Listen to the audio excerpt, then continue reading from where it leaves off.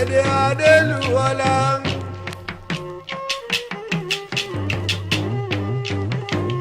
Adélùwọlá ará Èrúwọ̀n ọmọ Ṣàgà.